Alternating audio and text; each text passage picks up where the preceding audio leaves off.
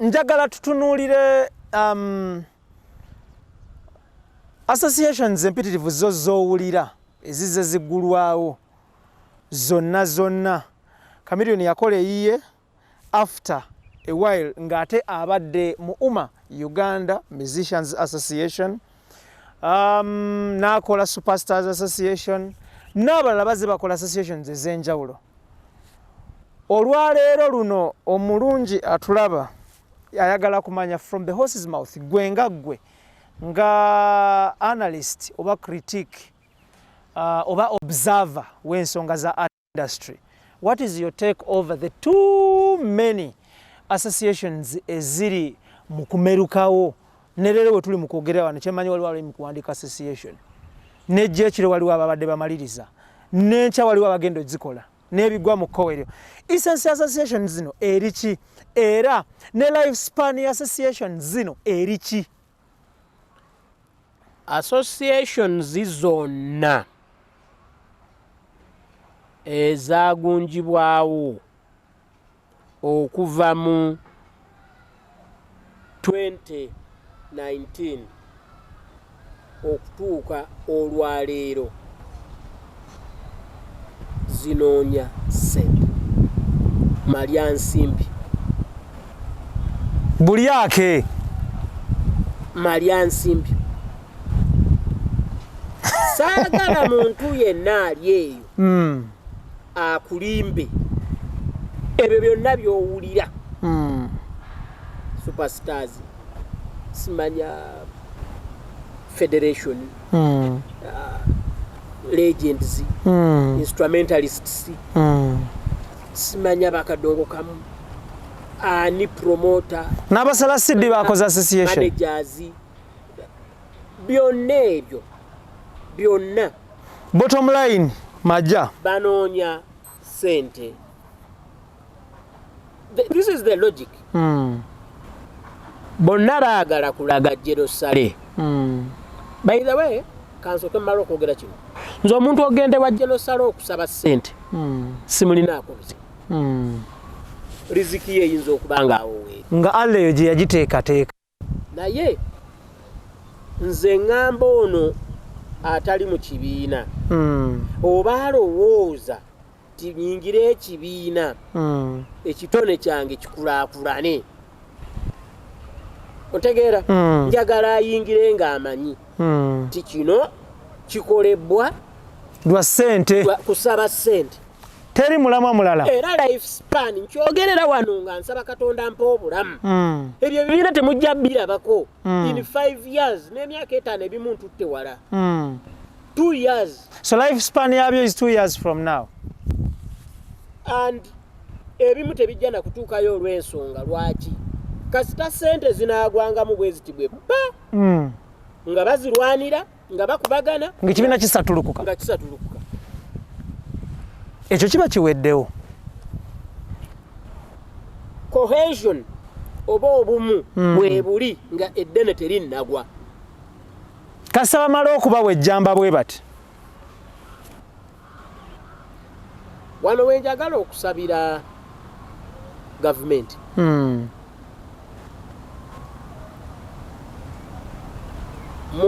njogera mwogera kirala ne mu bikolwa mukola birala. Nsaba gavumenti eno bw'ebanga eyagala art industry nga bw'eyogera ekebere mu ministry ya gender, Labor and Social Development waliyo ekitongole bakiyita the Arts Council gye kiri on paper but not physically. Ekitongole ekyo kiri ku ddaala lyerimu nga bulaba National Council of Sports. Nsaba kiteekewo bakyempowering mu kifinancing because ekyo ekirina bakyempowering okutereeza structures. Ebibiina byonna bye tulina, domains ze tulina zibeere nti bifederatinga to that council. Nga bw'olaba nti mu Uganda oba oyagala oba toyagala National Council of Sports emanyi fufa president omu Moses Magogo honorable oba gwogamba nti oba yabba obululu oba ogamba nti omupiira agudibaze gomanyi ogamba nti kiki ye abo gwerina otegedde bulungi yeah. Kati ekitaliiwo ku side ya art because government eganye okuteekawo structures ekintu ekyo kikolebwa kagenderere oba kikola mu butamanya engeri oba beesuleyo gwa naggamba mitima gyabwe siyinza kumanya olowooza ki oteebereza ki nze njagamba kimu nti nsaba they should walk the talk otegedde bulungi yeah. bateekewo National Arts Council bwemala okugunjibwawo bulungi efune n'ekitebe kyayo ne offices ne ba office bearers National Arts Council egambe tulina abayimbi tulina bano domains zenjawulo yeah. Tie twagala kutegeka kulonda okwabano amateeka gigano nga buli kimu kiri well stipulated well spelled out as per the constitution ebisigadde bijja kweteeka mu place olwaleero bw'oba olina kyoyagala okumanya ku badminton olukubira secretary general wa National Council of Sports ng'akusindika ngaganti president wa badminton mu Uganda yes, so and so office yaabwe eri mu kifo bwe kiti essimu yaabwe yeeno email yeeno oba ntegera kye ngamba yeah. olutuuka ku association ya badminton nti club mulina mmeka tulina eno eziri fully registered eziri legit lwaki mu ndongo kyagaana government terina bwagazi mu art industry kati ennaku zino boogera ku art balaganga abaagala art yensonga lwaki nkuba omulanga neŋŋamba they should walk the talk enneeyisa y'abannabitone n'enkwata yaabwe ey'ebintu olowooza nayo si ze zimu ku nsonga ezibaviirako kalumanywera okubanga teri abatwala nti bali siriyasi bannabitone bonna enneeyisa yaabwe y'emu lwakuba nti tebafuna mawulire tomanyi babokisa bakubye bantu bikonde out of the ring bameka tomanyi aba kickboxing abagenda basambasamba eyo abantu ne balwanira mu mabaala bameka tomanyi basambi ba mupiira beeyisa bubi bungi bwabwe lwakuba tebijja nnyo mu mawulire naye ate having said that ate ne bannabitone abakoze ebintu ebirungi abakuumye erinnya lya art we bali abeeyisizza bubi bangi okusinga abakoze ebikyamu just like nja kuwa ekyokulabirako obungi bw'abamagye abeeyisizza obubi tebugaana institution ya UPDF kubeerawo otegera kyeŋŋamba ensobi n'ebikyamu abapoliisi bye bakoze tebigaana institution ya poliisi kubeerawo so enneeyisa embi ey'abayimbi abatono quote me very right enneeyisa embi ey'abayimbi abatono terina kugaana gavumenti kuteekawo structures eziri legit eziri mu constitution industry eyo okubeera nti efiibwako bulungi. Extra Digest mugoba nsonga tuli ne Edward Sendi tutunulira ensonga mpitirivu nnyo of course in the art industry here and there byoba tomanyi nebyomanyi naye nga tewategeera bulungi nebyoba olaba ku Facebook of course ebiseera ebisinga abamu mujja information ku Facebook ekitali kibi naye information ya Facebook esinga teri censored ne abagituwa ebiseera ebisinga tuba tetusoose kumanya be baani lwaki bagituwadde era basinzidde ku kyo gituwa. So tuleeta abantu nga omwami ono ne bajja okutaanya ensonga n'ovaawo nga olina kyotegedde. Tetutera kukunga abantu nti muwere kashayalingo kaweereza oli oba kasalemu because tumanyi byonna bye tuba twogerako tolina kyojja kusalamu tolina kyojja kuleka byetaaga lumu.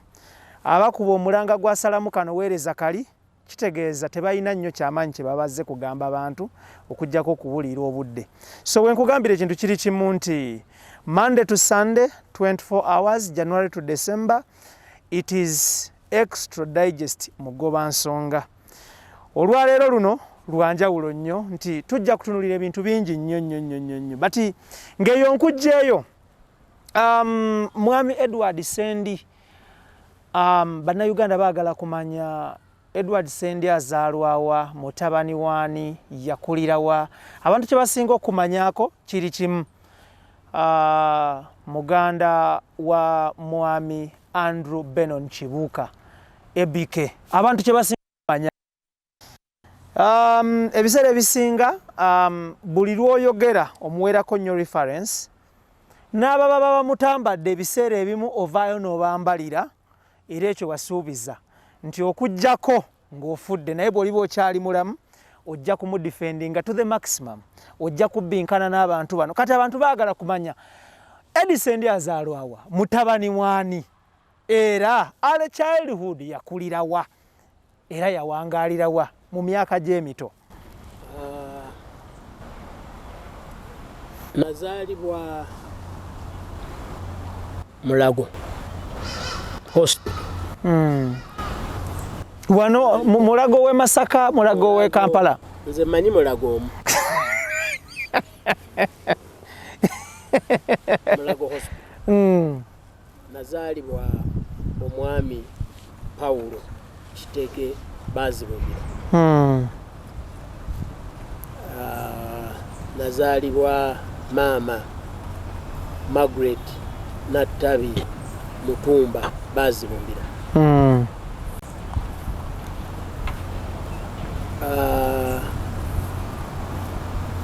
Jajja wange omusajja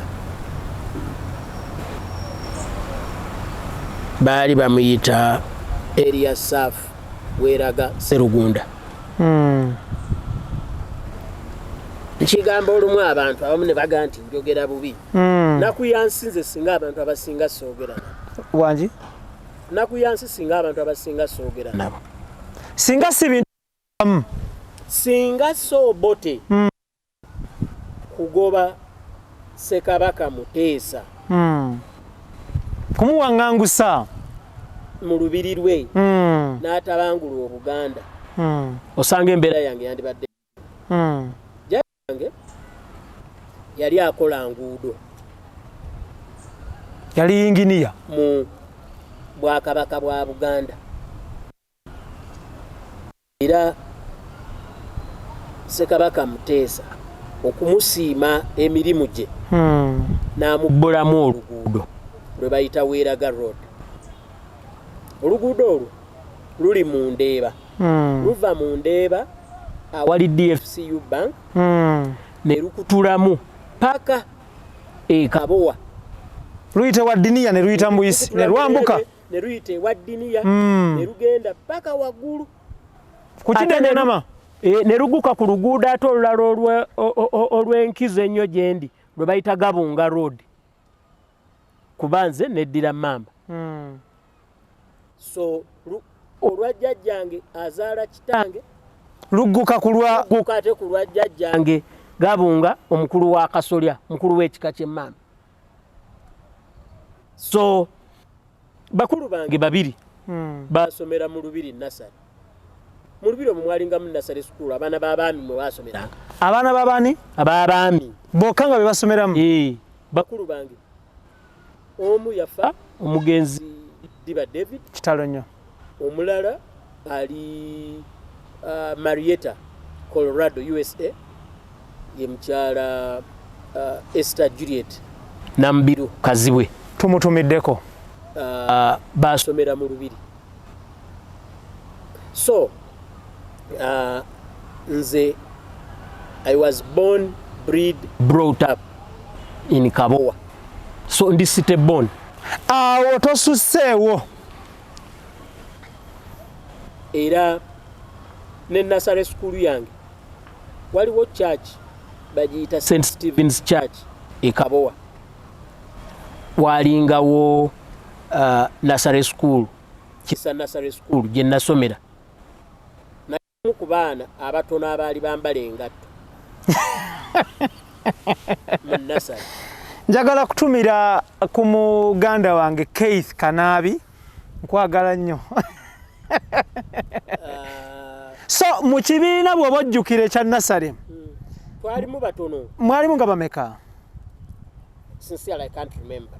But kyenzijukira gwe omu ku baali bambala engatto abatono ennyo Kabowa baali bagiyita kisa Nasare school. Akati abantu bakyuse nnyo mpitamu mu Kabowa omwo ng'abantu famire zemmanyi mbalambale ku ngalo. Famire ebadde eriwo oba nakati bakyaliwo abamu. Ya taata wange omuto bamuyita omugenzi Doweri Lubuuzibwa. Era juzi wano maama yakafa, kitalo nnyo, mukyala Lubuuzibwa babadde bamuyita Esereda Lubuuzibwa, yakafa ennaku ezo. Naye baganda bange abalala bo webali, ntegeeza abataata wange oyo omuto Doweri Lubuuzibwa yedda nnyo. Naye famire yaffe baatuzaala abaana 9. Mukama n'atwalako omu mukulu waffe, abalala kyatukuuma. Atenderezebwe. Babiri bali Bungereza, Sarah Catherine Namutebi ne Harriet Namusoke bali Bungereza, omu musawo omu musomesa. Nina bannyinaze abalala babiri bali America, omu nambabuulidde, omulala ye Beth Shiba Makara, yafumbirwa Steve Makara naye musawo ali mu America. Nina mwanyinaze omulala ali wano, mukyala wa Haji Sebudde, she's a designer, mutunzi professionally, ali Lubugumu awo Ndejje Lubugumu. Nina abalenzi ffe tuli abatono, tuli basatu ffenna tuli wano. Nina mukulu wange Andrew Benon Kibuuka ABK, ate nga ye yasikira ne taata waffe. Nina mukulu wange omulala bamuyita Christopher Nsubuga. I'm proud to say nti nze last born ewaffe. Era nze nayagalwa nnyo to the extent nagenda mu Nasare. Ne bambuuza, teacher nambuuza, what is your name? Ne mugamba omwana. Nze nakula erinnya lyange sirimanyi. Anti awakanga maama agamba, good, omwana mukolere bwe muti, omwana mumuleetera kino. Kati nze nga ogala ntuka kusaba kubuuza what's your name nti omwana. Teacher n'agamba no, your name is Edward Sendi Kaddiwa. Nga sikiwuliranga nako, era bwe naddayo eka maama ne mugamba. Teacher yangambye nti nze Edward Sendi Kaddiwa, nagamba eri ge mannya go, nga sikiwulirangako. Ng'omanyi bakuyita omwana. I was so pampered. Nze up to now simanyi kwoza yadde akatambaala. Wangi? Era nze sooza yadde akatambaala. Kyennyo. Anti wali ku time ey'okubonaabona abalala gye baabonaaboneranga abato. Nze ng'engoye zange bwe ziddugala bakatambaala oba ki. Maama agamba gweyoza engoye z'omwana. Idris Lukwago nkutumiddeko. Engoye z'omwana. Ontegera kye ngamba? Yeah. So nesiyiga. Era insecurity eyaliwo mu early 80s. Nali nsoma Namirembe Infant School. Wano waggulu wano ku Lutiko. Namirembe. Nali meant nti pa yali akoma ku P3. Kye kyagitumya na infant. Naye nali meant okugenda either Kampala Parents oba Buganda Road. Kuba baganda bange bonna abasinga gye baasomera. Naye ne tubeera ne insecurity y'amaanyi nnyo mu kinaana. Kati ne bantwala mu Kisulo. Waliwo cousin brother waffe bamuyita Joseph Mubiru bigambo musajja musomesa nnyo era kati ali Buwama eyo Mpigi Buwama Buwama Mpigi district kati gyali naye yali asomesa St. Joseph's Boarding Primary School in Nabbingo. Ne bantwala mu Kisulo. In Nabbingo? In Nabbingo. Because waliwo insecurity y'amaanyi nnyo mu kinaana. Around 80-81 awo. Insecurity yali y'amaanyi nnyo. Ng'omwana omuto tasobola kukola ki? Government is transiting awo enejene yingira. Ng'omuntu bamukubira amasasi mu kibuga ku ssaawa 3 bamubuuza wabadde okeera olagawa.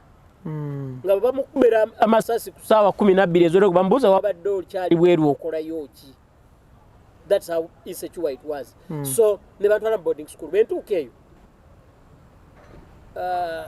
cousin brother wange oyo yalina ndowooza yali girlfriend we kati mukyala we nga yanjoleza engoye zange wangi fast forward Kampala na nemerera fast forward kale nja kutuukayo so nengenda mu secondary nengenda endejje P7 wagituulirawa P7 agituulira Nabbingo awo wonna nga bakwoleza bwoleza amasuuka sports wear socks uniform kati naye manyimuko singamba ddala njagadde manyimu naye embeera gye ndimu tekuganya nkulaba mumbeera nnungi ate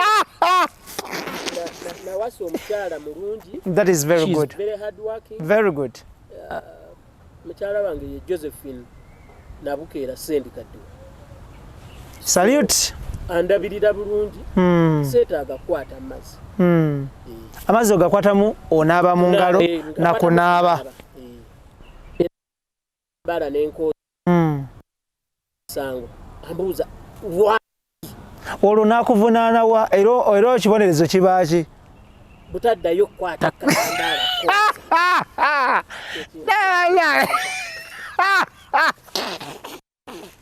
olinzisa okay so, yeah that was my primary secondary natambula mu masomero mangi nagenda nasooka kusomera Ndejje senior secondary school Ndejje ne Yeruwero era wano wenja okuweera abantu amagezi nti teweetabanga mu bbiina kuba ekyangobye Ndejje bangoba bagamba otulemeredde mu kwekalakaasa natambula tuli bangi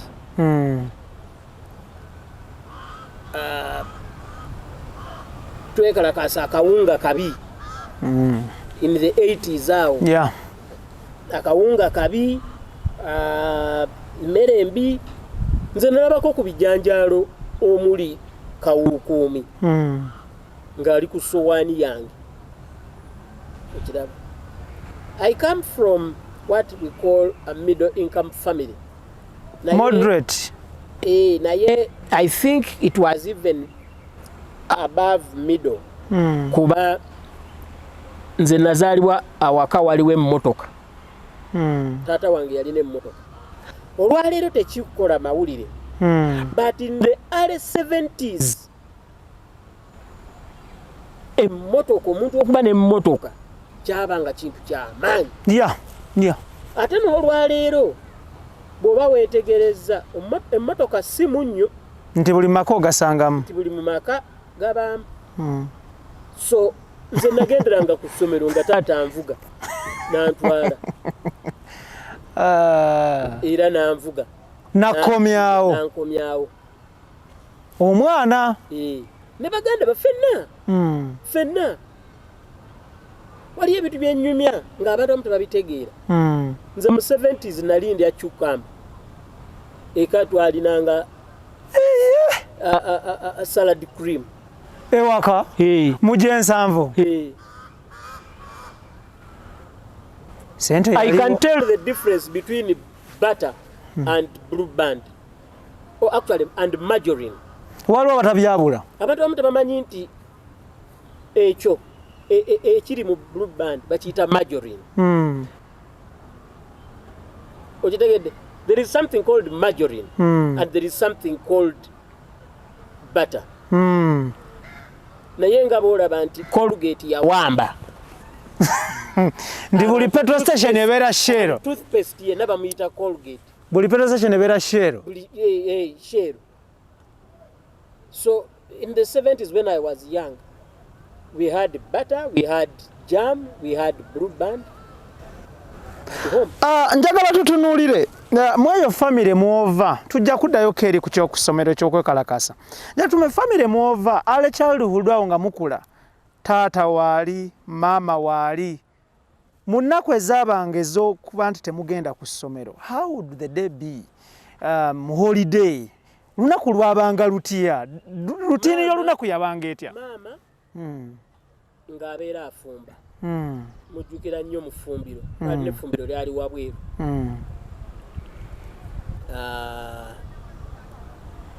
Taata ng'aba alagira abaganda bange abakulu abaliwo okusaawa oluggya, okusaawa ku kakomera.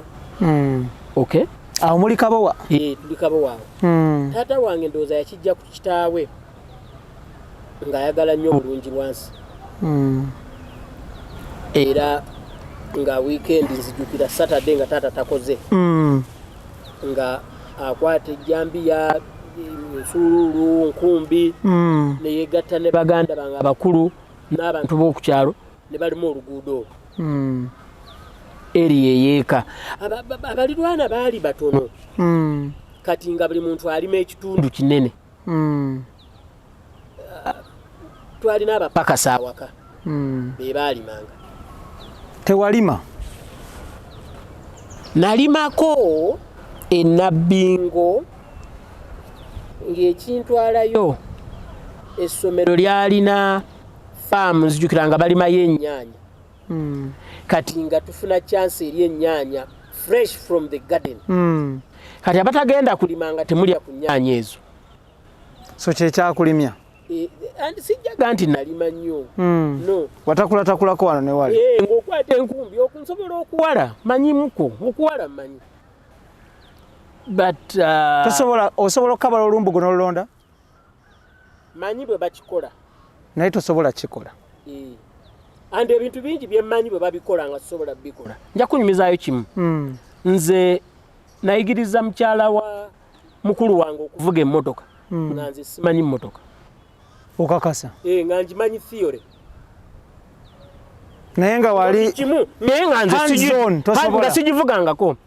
Era lumu ne tufuna obuzibu. Mba muyigiriza ne tugenda Kaleerwa awo. Nga tebannateekawo eyo barrier. This is around 1989, 90 awo. Mba muyigiriza. Naddako bw'ati ebbali n'alinnya ennyaanya z'omukyala bano abalembeka abateeka abalengera ku mabbali awo. N'atya nnyo. N'aŋŋamba vuga. Takimanyi tyamuyigiriza tamanyi.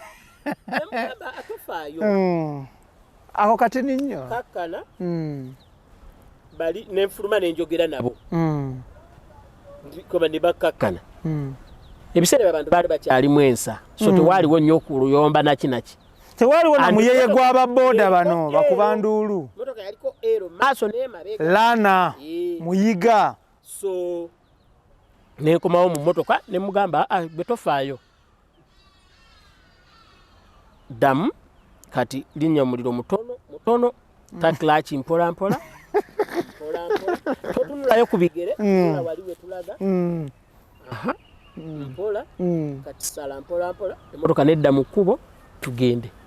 Ate nga ya manual. So automatic. Ne tuvuga okuva Kaleerwe ne tukomawo ku Pride Theatre. Nemu parking. Netu parking. Naye nga gwe tomanyi. Nga nze simanyi. Naye nga gwe omuyigiriza. Nga nze muyigiriza. Era yayiga. Yayiga. Nze okuyiga okuvuga emmotoka nina musajja mukwano gwange yannyamba nnyo mu kuyiga emmotoka bamuyita Taddeyo Olubambula. Nali mmanyi theory oyo ebbanga ddene. Mu S4 vacation yange nina garage we nali nkola nga spanable garage eyo yali ku Blue Room awo na Mirembe Road Manju awo nga ya musajja bamuyita Ismail Babu kati netugenda okubaaka emmotoka gye tukima awantu ya customer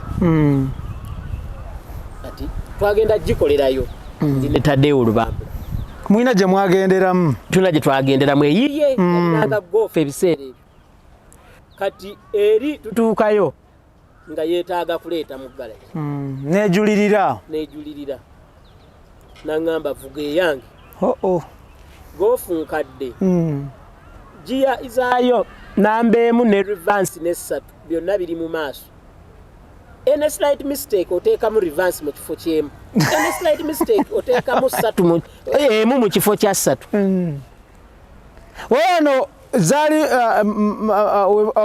obumakinge bwali bukyalabika nti eno emu eno bbiri eno essatu bwaliko naye ng'erinamu luuzi wano kaganga ne making nga yakubala bubala gwe mulundi gwe nasooka okuvuga emmoloka era olw'okuba nali mumpi ate nga ndi mutono nangamba abasirikale bajja kusumbuwanga nnyo yalina ankowe ng'ali mu poliisi nanyambako nenfuna driving permit yange yasookera ddala mu 1990 lwewasooka okufuna driving permit nasooka okufuna driving permit ekino ekinene nga kinene bwe kityo kifoldinga emirundi ebiri kiriko EAU wano kyali kya red kyabangamu obubokisi nga buli bakola lwini bakoonamu ka stampu kaali ka round mbijjukira taata wange yali akirina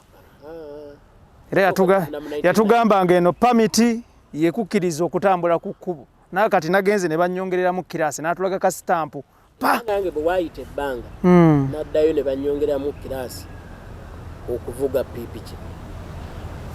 Okay, extra digest mugoba nsonga aba Sankago Shipping Company bajja kusabaliza emmali okuva e China paka Mombasa. Okwewala abafere Sankago tesabaza mali kuva Taiwan, tesabaza mali kuva Singapore oba Burundi oba Kenya. It is strictly Uganda and China. Nchidamu Uganda and China. So basangibwa ku Arapaka Kizimbe 14 Plaza SF Zone SF12 omwaliro ogwokubiri kojja okubasanga bakubire ku namba z'essimu ezo wamanga mu kwatagane buli kimu kitambule bulungi. Ate Roast Coffee Academy yakuguliddewo ettabi enajja nankumbi awo ku Stera wakati wa Nyondo Club ne Church y'aba Advent ojja okubanga obasanga batendeka ba baristas abakabi. At the same time bayina coffee machines ez'okutunda eza service ne za haya. Bekwate buli kimu kitambule bulungi nnyo. Tuline SSENDI tutunuulira ebintu bingi nnyo era nsaba kankuumuzeemu kati nnyo tukomewo. Okay, njagala tutunuulire senior 4 agituulirawa? Senior 4 nagituulira Kampala High School. Baakugoba endejje mu kyakumeka? Bangoba endejje mu S2.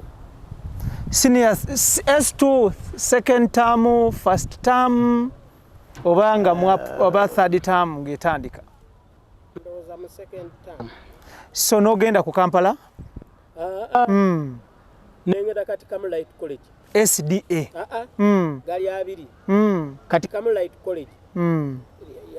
Ya mwami bamuyitanga I think George William Kiberu. Yali mwami mukulu oba yali na Saalongo. Naye embeera yali mbi diriranye Masuuliita awo ogenda ku Hoima Road noite eyo wasomerayo bbanga ki? Ndowooza emyaka ebiri oba mwaka. Mbeera yali mbi nnyo. Eyaani? Eyiyo ey'essomero? Ey'essomero. Olutalo lwakaggwa. Infrastructure eddawo buzzi nga means of transport balina tata enkadde. Era essomero eryo mutabani wa mwami Kiberu bamuyita Yona Nsubuga. Yona Nsubuga oyo yeesimbawo nnyo mu by'obufuzi ewa Kiso eyo naye nga tayitamu buli yeesimbawo tayitamu.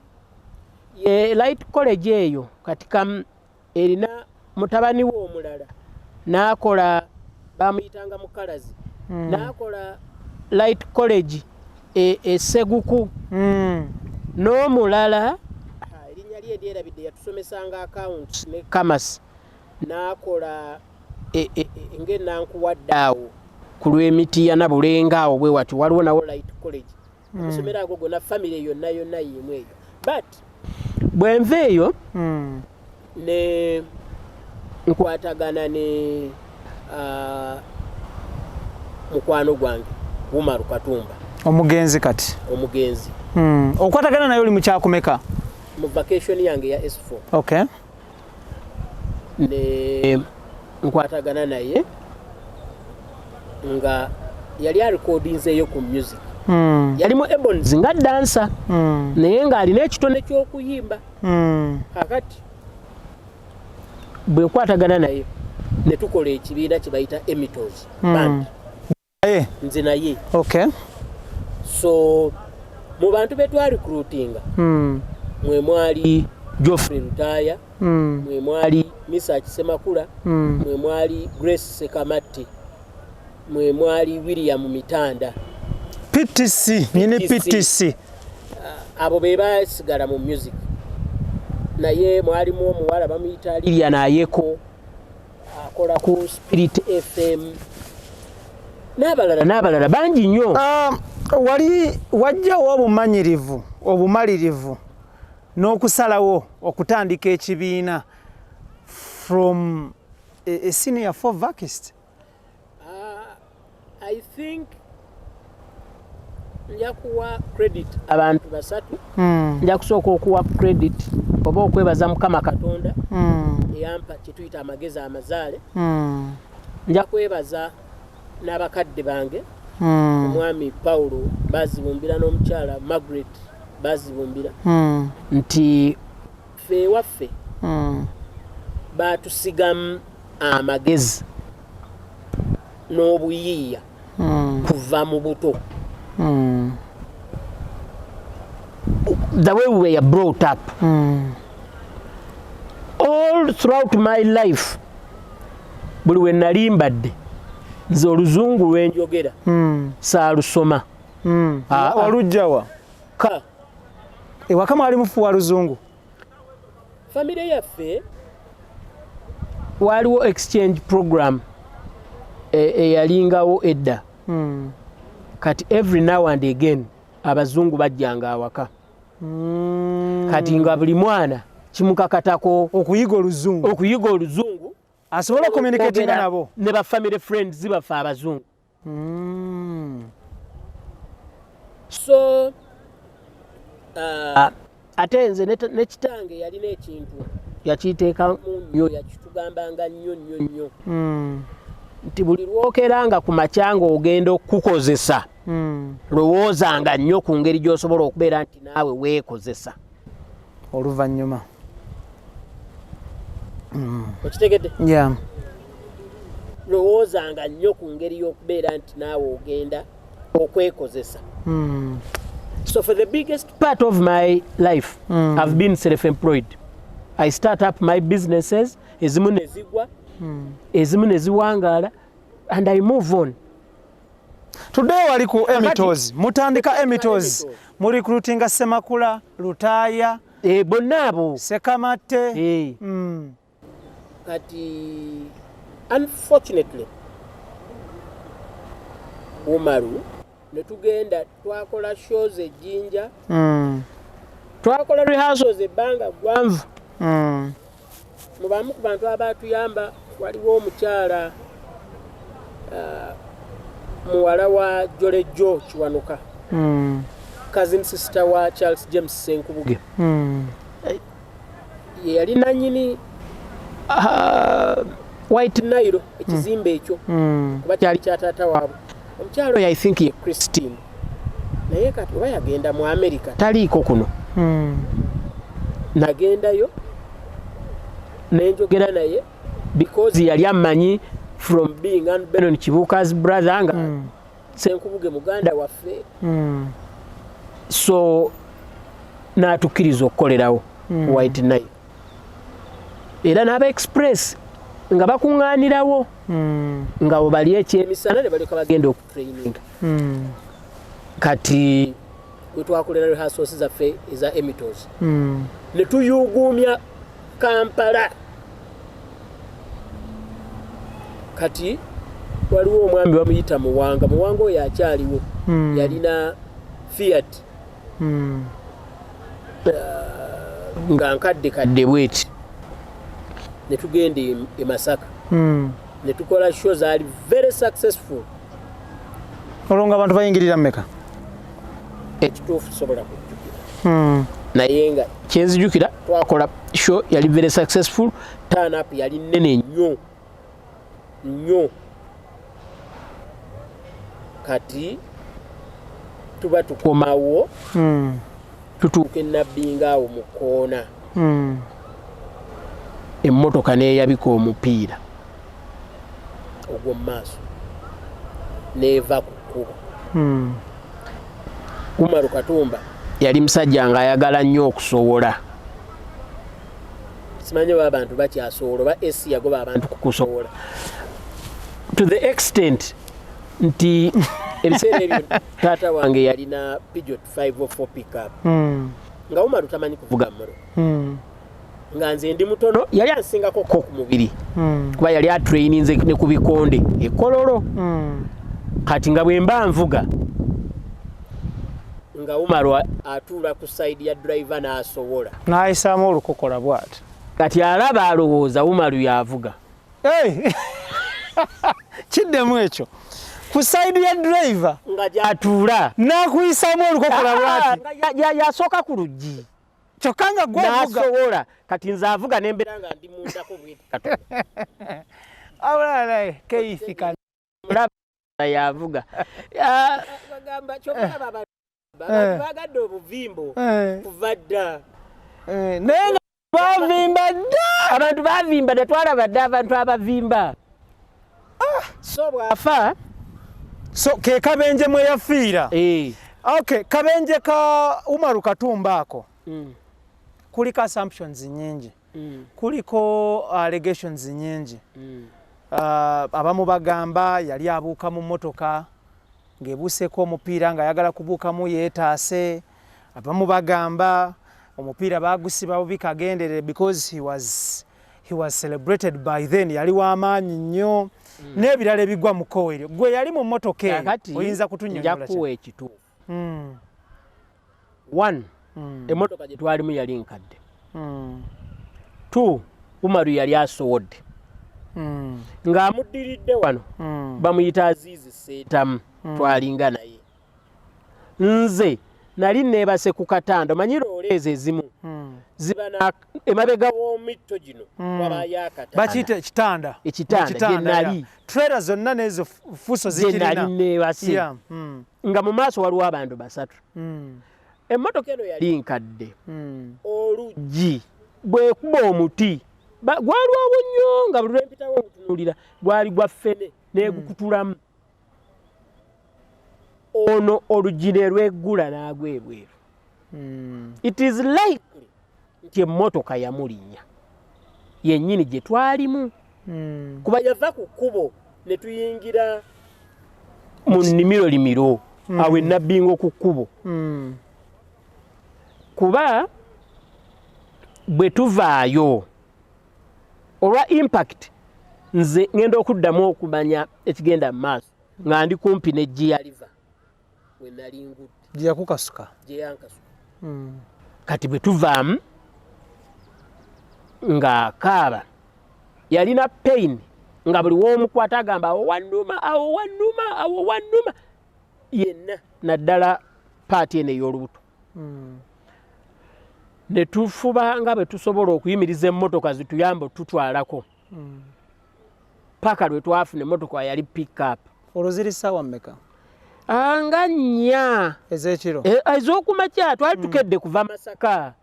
Tujja mmotoka nkadde. Tujja mpola mpola. Kati ne tugenda.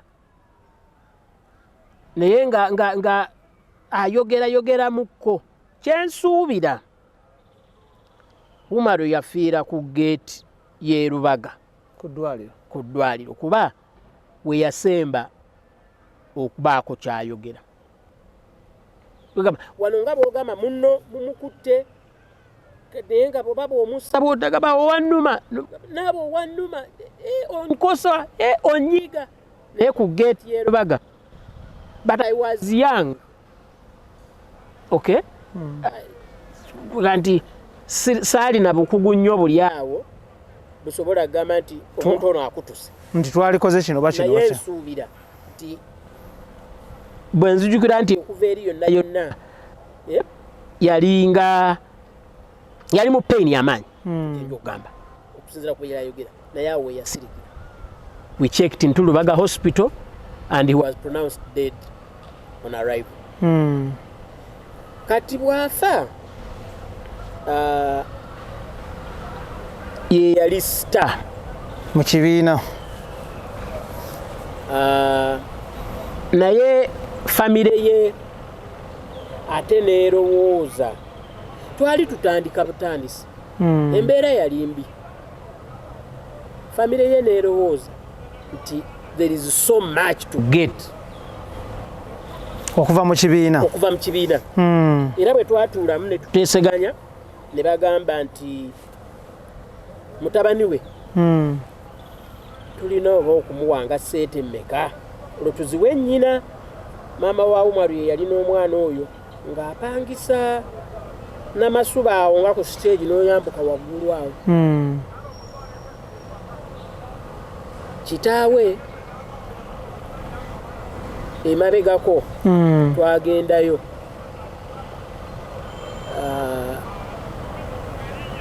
nga tweyiya ekibiina awo tuli mu rehearsal naki n'agaana okumuwola ssente. Teyagenda musaba yagenda kwewola. Kitaawe n'agamba nti aziwanze si Umaru.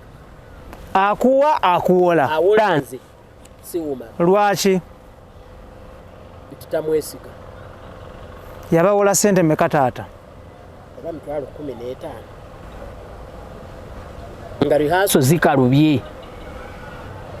But njagala okulaga obunanfuusa obuli mu bantu.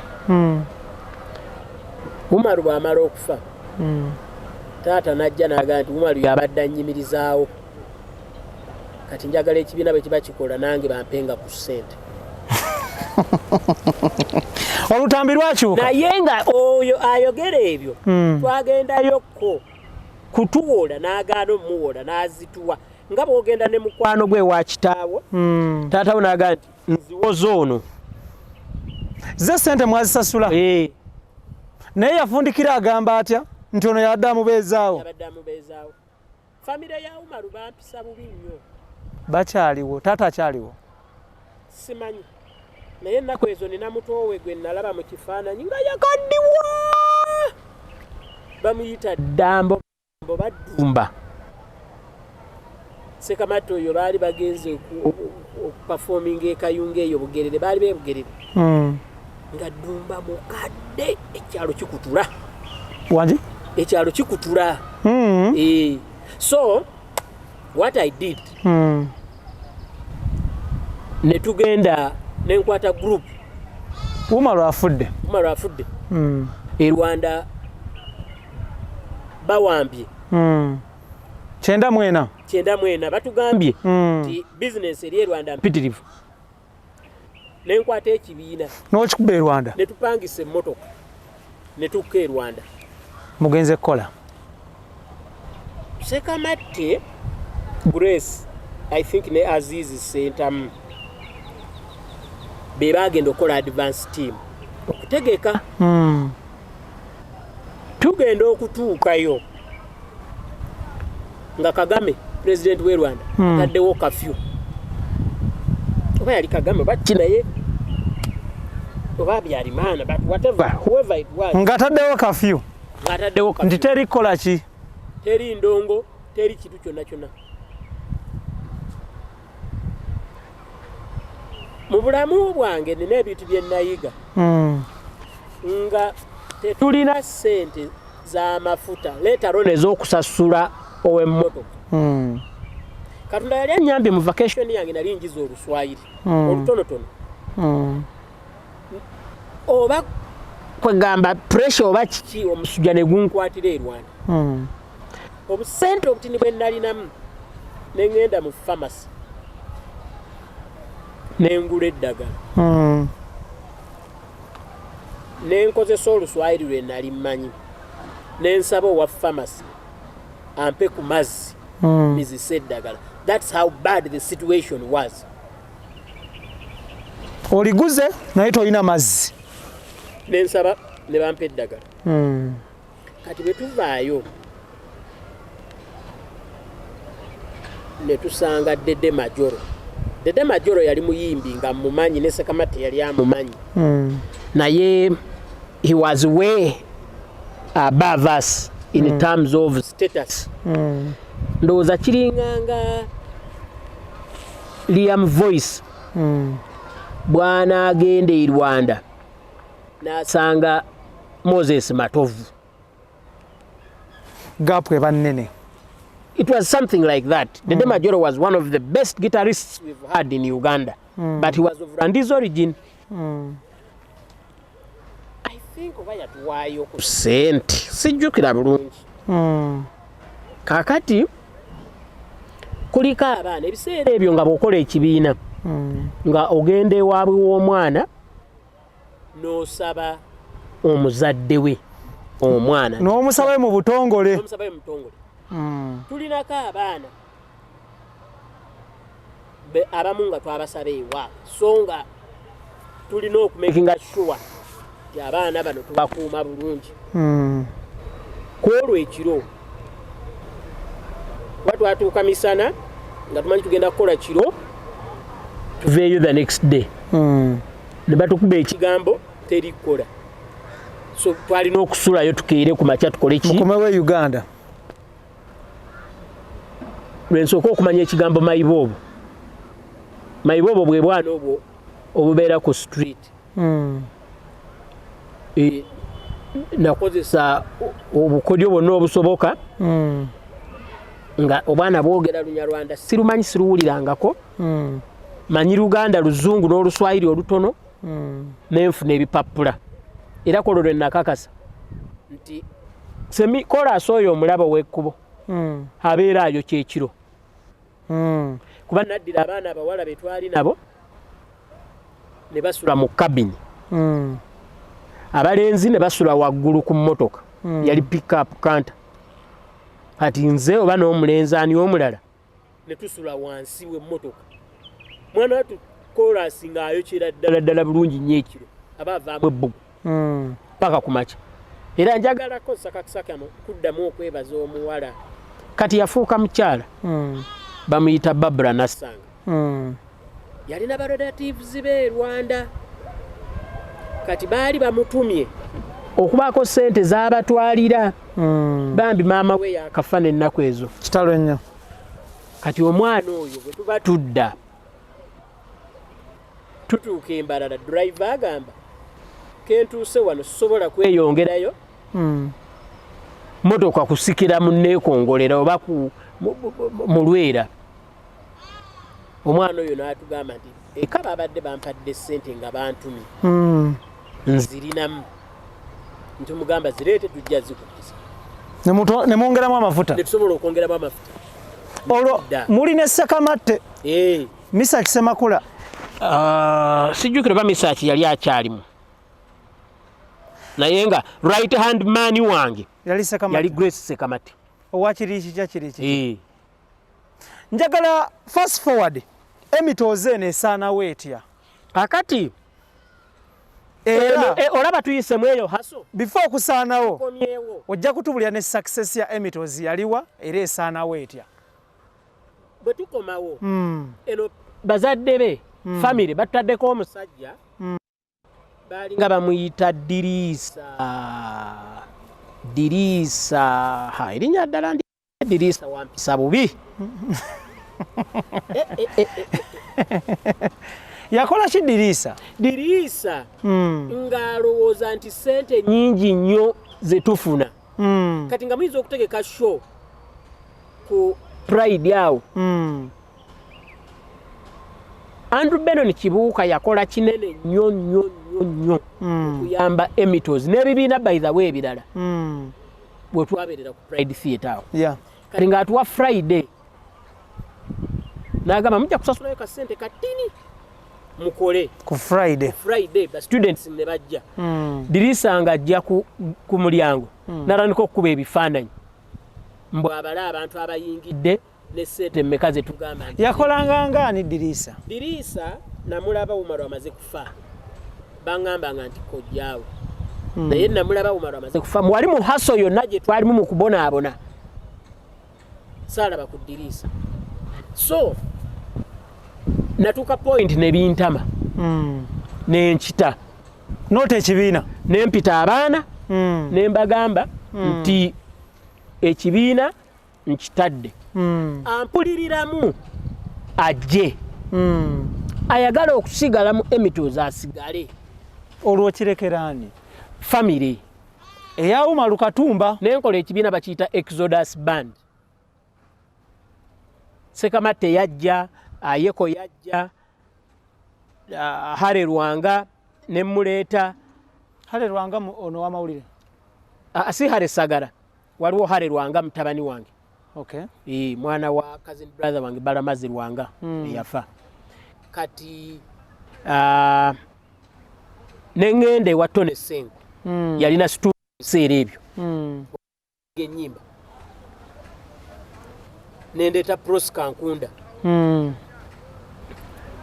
n'ayimba ennyimba ezo nga kyenjagala essaawa eyo kwali kukolayo ku show mu National Theatre that was my dream era nekituukiriza nengenda mu National Theatre Emitozi n'ogita Exodus negenda mu National Theatre ne tusaba ne batuwa olunaku definitely with assistance from Andrew Bennett nemukola show. How was the show?